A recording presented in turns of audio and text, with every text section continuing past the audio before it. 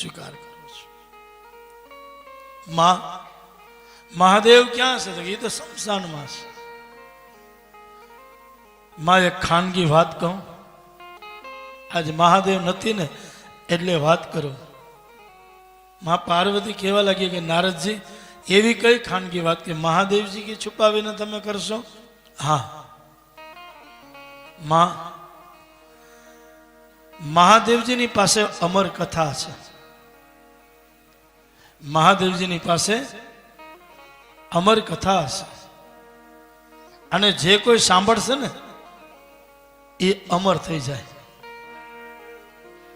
માં, મહાદેવજીનો જન્મ નથી અને મૃત્યુ નથી, અજન્મા છે. મૃત્યુંજય મહાદેવ, મૃત્યુ પર જેને વિજય પ્રાપ્ત કર્યો.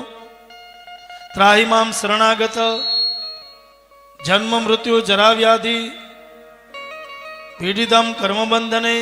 આ મહાદેવ માં અજન્મા છે. એનો જન્મ નથી, એનું મૃત્યુ નથી. તો નારદજી એમાં મારે શું કરવું?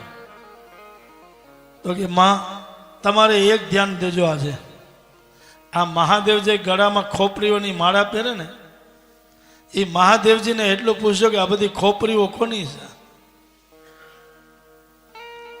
માં, હું તને હાવ ખાનગી વાત કરીને જાઉં, મહાદેવના ગળામાં જે ખોપડીઓ છે ને એ બધી તારી છે.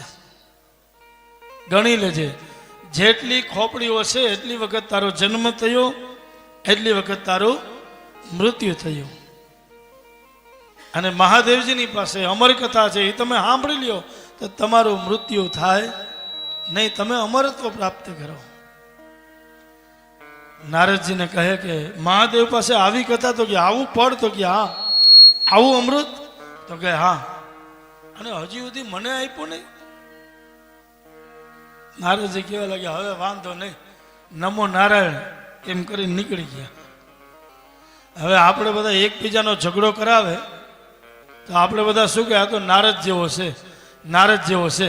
બાપ, આ જગતમાં નારદ જેવો મહાપુરુષ ન હોત તો મારા ને તમારા સુધી આ ભાગવતનો ગ્રંથ ન આવ્યો હોત. બાપ, એની કૃપા માનજો નારદજીની.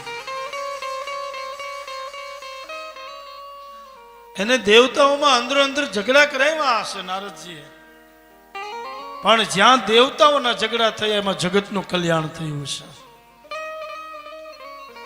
જ્યાં જ્યાં દેવતાઓના ઝઘડા થયા એમાં જીવાત્માનું કલ્યાણ થયું છે. માં, હવે તું મહાદેવજીને કહેજે કે તને અમર કથા સંભળાવે. જો મહાદેવજીની પાસે અમર કથા હતી અને મહાદેવજીને ખબર હતી કે આ બધી પાર્વતીની ખોપડીઓ છે, તો શું મહાદેવ હાથ પકડીને પાર્વતી ન બેહાડે કે હાલ હું તને કથા સંભળાવું? પણ આવી રીતના હાથ પકડીને કોઈ કથા સંભળાવે એમાં શ્રદ્ધા બેસે નહીં.